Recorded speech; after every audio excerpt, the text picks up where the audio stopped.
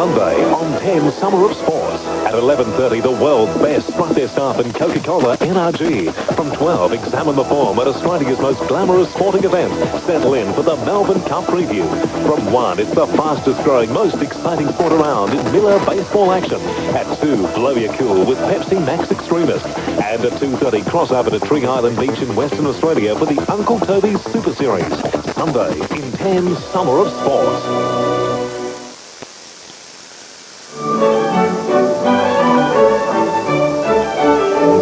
Well, we certainly hope you've enjoyed Derby Day. Just a little bit left to go here on 10. And there is Flemington. What a carnival atmosphere sort of a day for the 1995 Derby. Now, tomorrow on 10 Summer of Sport, Peter Donegan and our racing panel, they'll all be back and having a bit of fun, I'm sure, with guests Gay Waterhouse, Richard Friedman, Bart Cummings, and Double Triggers trainer Mark Johnston as they preview the 1995 Melbourne Cup. Now, once you get that panel, Roy Higgins, John Letts, Jenny Chapman, together with PD and that guest lineup, you're certainly going to get very much plenty of advice on who's going to win the big one on Tuesday, or who they think is going to win the big one on Tuesday. That comes up at midday. That's Eastern summertime, but the best idea for the rest of Australia. Check your local guide for the time. That's here on 10 in a great afternoon of sport. Hasn't he, Dane Hill? I think they were talking about before the race that the Dane Hills don't often get more than 2,000 metres. Well, nothing like a Dane proved that theory wrong, and he might prove it even further wrong on Tuesday. Oh, absolutely. He's a great sire. There's no doubt about it. And, you know, Dane Hill over in Hong Kong, they always say, hey, Dane Hill or Dane Hill. They love him over there. They buy plenty of them. All right. Well, Terry Kennedy's down in the betting ring now, and I think he might have some news for us, Terence. Well, Peter, I do, yes. I've just been speaking to the owners of Quick Ransom. If Darren Gauci can't take them out on Tuesday in the big race, the Melbourne Cup, they've spoken to Mick Dittman, and Mick Dittman will be taking them out on Quick Ransom. That is only if Darren Gauci is not available, and he does look in doubt at the moment. So Mick Dittman, what a good pickup ride for him. Quick Ransom if Darren Gauci can't take the ride. Now, Peter, it's taken me all day, but I have found a trifecta here down in the betting ring. Meet Michelle, Anne-Marie and Melissa, some of my new friends I tend to meet here in the betting ring sometimes. Great day, girl. Yeah, it has been good. Obviously, last race, lucky last race. Have we got a pick and we got a winner? I don't know. Hopefully. I'm actually going to go for Unsolved. Unsolved? Unsolved, yes. A reason behind all that?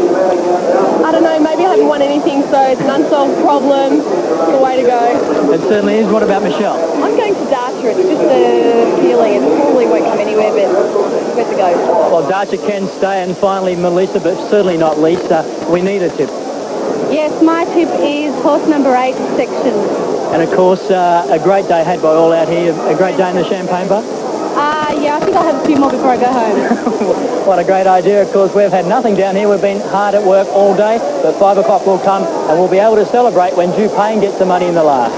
Yes, well, I'd suggest you're probably about to rectify that situation, Terry, and, well, there's no doubt about him, Terry Kennedy. He might miss the start every now and then, but he's running on strongly at the end of the day, Jen. He's doing very well, and it's only the first day of the carnival. Yes. Terry Kennedy down there in the betting ring. OK, let's have a look at the horses in the final event. Incidentally, the update on Darren Gauci about the lacerations. They have done x-rays. There are no broken bones, but I think it'd be a pretty big ask for him to ride on Tuesday, obviously. Yes, it would, but, well, that's good news for Mick Dittman anyway, isn't it? Now the sun's out and Unsolved's out, and he's in the mounting yard for the final event. Patrick Payne, the rider, 57 kilos. Well, he was a top chance in the Caulfield Cup after he won the Quickies. But even though he didn't have a lot of luck in the Caulfield Cup, Jen, I thought his run was probably disappointing. Did you? I didn't. I thought he was 17th of 18. ton of ground in the Caulfield Cup, and I thought he would have had to have been far lap to have won. So he's been very, very honest prior to that, Pete, and there's nothing wrong with his form at all. I think you can excuse his Caulfield Cup run. He's got a bit of weight here, 57 kilos, but he's a handy horse. I'm not writing him off by any means. Number 2 is Electronic. Shane Dye is the rider. And, well, she was trapped out very deep in the Caulfield Cup. She was, and she also almost lost the rider in the Quickies, going out the straight the first time. So did a good job there to finish where she did. She's a horse that likes to box seat, and I think she's got a good chance in there. Incidentally, you're not going crackers if you had a look at that shot of Unsolved still in the mounting yard. It is still there, and the others are out on the track. There's Darcher. Number 3, the Sydney Cup winner. Brett Preble is a very competent young rider. John Maher, the trainer, working up towards its best form, but would still need to improve. Well, he's involved on Tuesday, of course, for the Melbourne Cup. I think he's looking like he wants the 2 miles now. He's a very one-pace type of horse, and he needs the races run to suit him. at best I'd probably give him a place chance in this. Another cup winner is number 4, Desert Chill, but he finished a long way back in the mile race at Moonee Valley, won by Juggler. Well, he just couldn't get warm there. He couldn't get anywhere near them, and I would have liked to have seen him done a little bit more there over the 1,600 metres. So interesting to see how he goes here. Gossip's number 5, Mick Dittman is the rider, Leon Corsten's the trainer, and he finished in the middle of the field in the Moonee Valley Cup. Was running on reasonably well, and he's just a one-pace type. He is. In fact, last year he was one of the favoured runners for the Melbourne Cup. I haven't minded his last 2 runs, Pete. He's probably left there with an each-way chance because of the fact he is racing at Flemington and he's a big track type horse. If you forget about the run of Sir Kingy at Geelong, go back previously, ran 3rd behind All Our Mob in the Turnbull. Pretty good indicator for this sort of race, but gee, he got a long way back at Geelong. He got a long way back. Excuse me, Pete. He was also very wide. He was about 3 or 4 wide the entire way. I thought it was a pretty good effort considering, and I think he's probably a chance in this race at fairly nice odds. You like McDrury, number 8, as Unsolved goes to the barrier, number 7 I should say, as Unsolved goes to the barrier, and Alfie Matthews takes the ride here, led all the way at big odds in the Kunji Handicap. Well, I think if you go back to March with this horse, he beat Unsolved, and he now meets him here 4 kilos better for having beaten him. I think he's probably got a pretty good chance in this race. I like his win in the Coonji. The form out of that race has been fairly good too. Number 8 is Section, and Marie Payne is the rider. Was beaten an absolute eyelash in the Geelong Cup. It couldn't have been any closer. It was a terrific run, wasn't it, in the Geelong Cup? He only comes in with 50.5 here. This horse is really flying. Prior to that, he did win the Benalla Cup in pretty good style. I think he's probably not the roughest in the race for sure. 9 Coachwood drawn the inside stall. Brian York, the rider. Did a fair bit of pulling the other day at Werribee. He just wanted to get up on the bit in the early stages, and Shane Dye found it very hard to settle him, and I think that probably didn't do his chances much good, Jeff. No, it didn't. He probably had to make his run a little bit early at Werribee, I felt. He hasn't won since around about this time last year, so wins have been few and far between for Coachwood. A place chance at best. That's Dupain, number 10, the bottom one there with Glenn Boss in the saddle, and I think this horse with 49 kilos is going to take some beating in this race. Well, he does shape as a likely stayer, this horse. I think he's got a very good each-way chance in the race because he only has 49 kilos. Sum up quickly. Quickly, McJury from Electronic and Sir Kingy for third. I like Dupain in the last, and we'll be back with the running of the Crown Quality very shortly.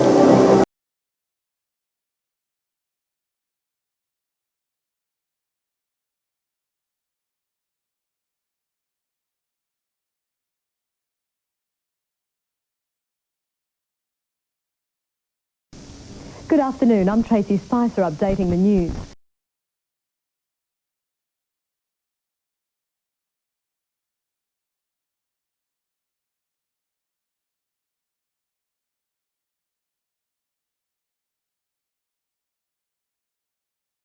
And the final event coming up on Derby Day, and they're about to move into the stalls for the Crown Quality, sponsored of course by Crown Casino, and I'm delighted to say that Ken Carney, the Director of Corporate and Public Affairs, is with us, and well, it's great to be associated with any race on Derby Day, isn't it? Oh, fantastic day, Peter. Particularly today, we've had lovely weather and we've got a huge crowd and a high-quality field. It's about time we had a good day, isn't it? Yeah, we've had a couple of bad ones.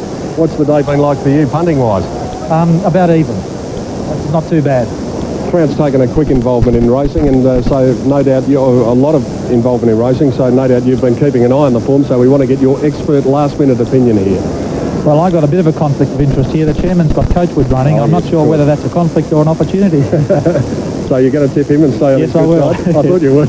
Ken, thanks for your time. Thanks, Peter. Ken Carney joining us from Crown Casino as they get set now for the running of the last event, and very important race for some of our Melbourne Cup hopefuls here in the final race on the card. Well, it has been a day of drama. It all started when Darren Gauci was injured in the first race, and then we had Nothing Like a Dane winning the Derby to go into the Melbourne Cup field, and then of course a wonderful McKinnon Stakes, which was won by Dane Wynn. As Unsolved goes in there, let's go up for the last time today to Dan and Gary. Thanks, Pete. Unsolved, Sir Kingy, Desert Chill, McDrury still away from the line. That's Desert Chill on the screen, the Brisbane Cup winner of this year. The Sydney Cup winner of this year, Dartshire, is also engaged in this race. Desert Chill, 9 of these horses, 9 of the 10 are involved in the Melbourne Cup on Tuesday. The only one that's not is Section. Gary Willits. Dan, well, I like gossips in this, but Dan, I think you've got a bit of important news from the Melbourne Cup.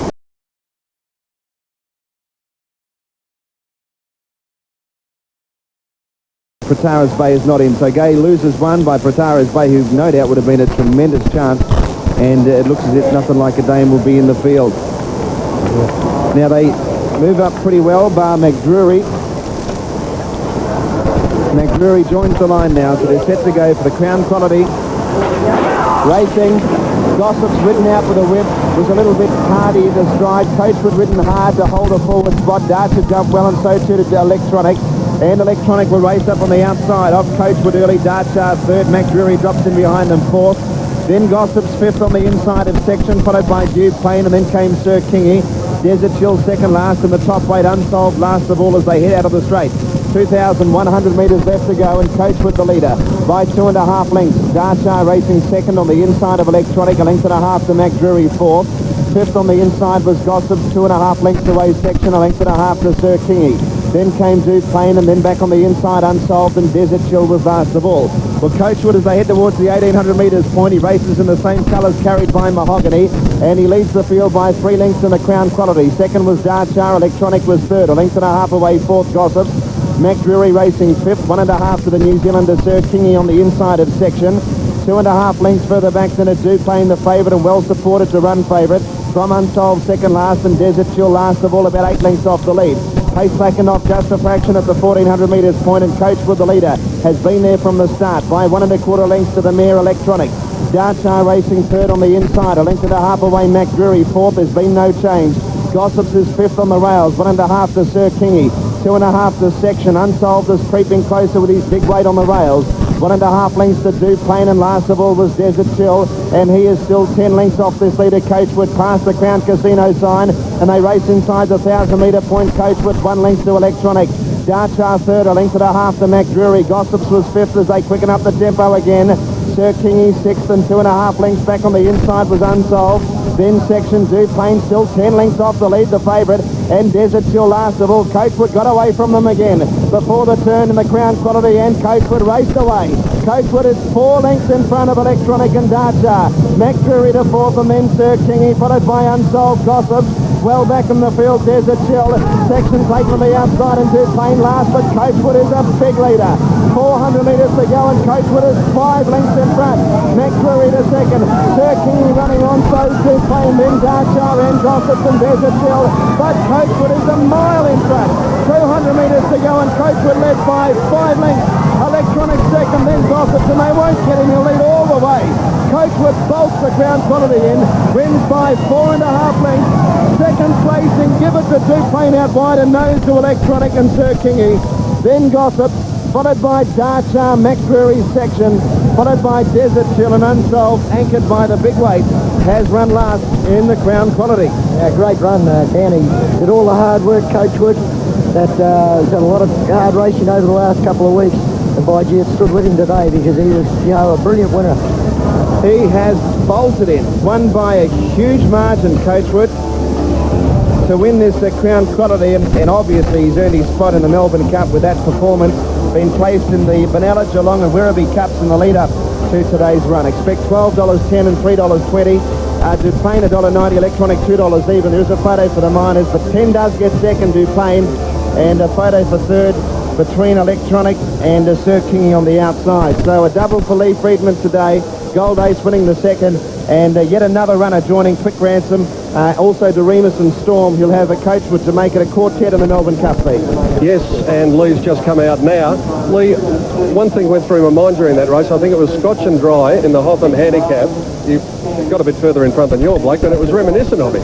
Well, this horse is very one-paced, and we thought if we were going to run him today, we knew we couldn't get him any fitter. I mean, he's had a lot of races, and he's just a one-pace stayer. And Brian York, I believe, is probably the best front-running rider in Australia. So he rated him beautifully, slowed him over the back, and then took off at the right time. It was a great run. He was inclined to over-race in the early stages at Werribee. Was that the change in the riding tactics for today? Yeah, well, we thought he probably should have sat outside the leader or led at Werribee. So, having decided to go ahead and run him today, we said, well, we've got no weight, we may as well lead. Gee, on that performance, he's a chance in the Cup. Well, it was a stayer's run. He's got no weight. I'll just see whether Mr. Williams wants to run him. You think he will? Oh, you think he might? Oh, well, you can ask him right here because Lloyd's just about to come down now. Lee was just worried whether you do want to run him or not, Lloyd. in the cup? No, we was very fortunate. It was the Crown Quality Handicap, Peter. So are you going to present the trophy to yourself? The Freedmans had sent this horse for this race 12 months ago. They're a very great team, the Freedmans. And not everyone can set a horse for one race. And you're going to get your own cheque too? Yeah, our own cheque, isn't it? It makes it a bit cheaper, doesn't it? He'll go into the Melbourne Cup? Oh, I think he'll probably run the Queen Elizabeth next week. Really? Yeah. Okay. Well, congratulations to you both. Thanks. Okay. Lloyd Williams and Lee Freedman after the Crown Quality, and a brilliant performance and a brilliant front-running ride by Brian York aboard Coachwood. Dupain second, Glenn Boss, and third placing going to number 6, and that is Sir Kingy, ridden by Peter Hutchinson. Officially fourth was Electronic, and officially fifth was number 5, and that was Gossip. So that's interesting. Lloyd Williams deciding that the horse will now run in the Queen Elizabeth. But Lee Freedman, quite a happy man, and why shouldn't he be after an excellent performance and a brilliant ride? Sometimes the hardest races to ride are out in front, and Brian York, as you heard Lee say, is one of the best front-running riders in Australia, and he's just proven why. Settling beautifully, setting a pretty good pace early, letting him have a breather mid-race, and then just going at the turn, and he gave them something to chase. They chased, but they couldn't catch him. Time for the journey, 2:34.8. 2:34.8 is the time as the winner comes back now. And so all of the preparations are now complete race-wise, and we have to look forward to Tuesday. And that is the running of the Foster's Melbourne Cup on Tuesday. What a great race it's going to be with the overseas representation.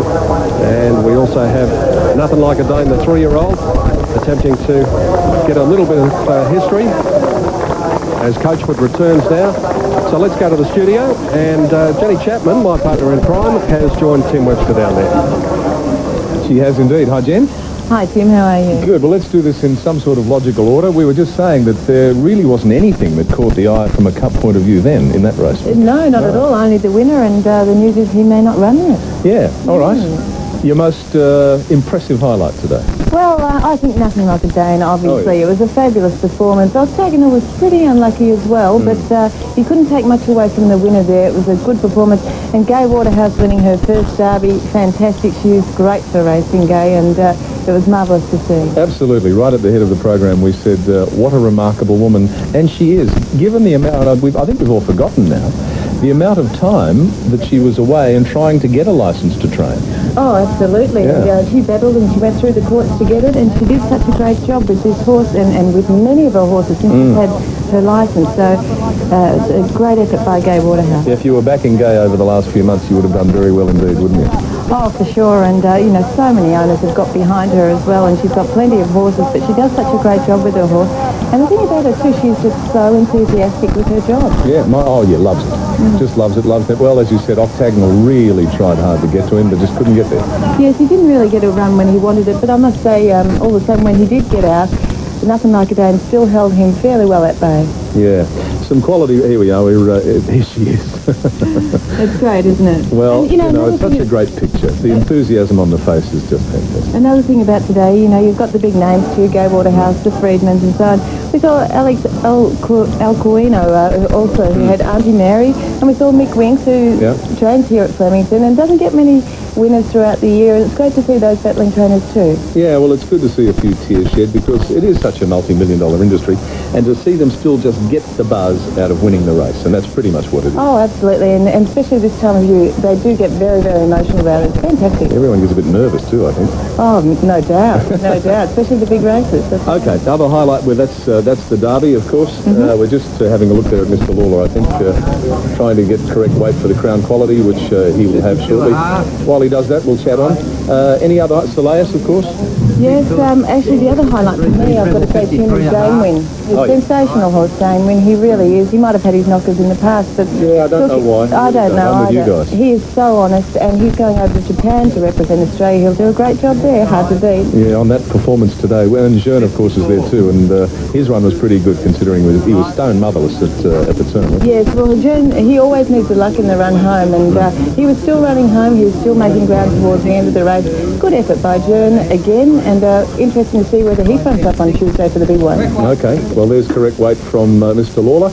Now, that means I've got Pete with me. He's settling down here for the time being. We can probably go out and get some dividends from Danny first. No, not quite ready with us yet. All right, we'll just continue having a chat with Jenny.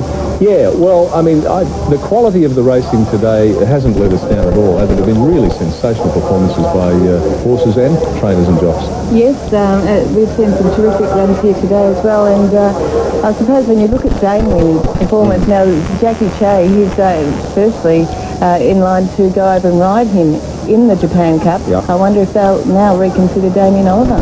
Well, true. Yeah, Well, that's Damien is desperate to go there. I know he'd love to go to the Japan Cup. And going back to the very first race of the day, which was a good race for me, that was a pretty eye-catching performance too, Saintly. Oh, absolutely. It was a terrific run by him. He really does look like a terrific racehorse. Yeah, very relaxed, isn't he? Once he's asked to do something, he does go on with the job. Does a good job in his race.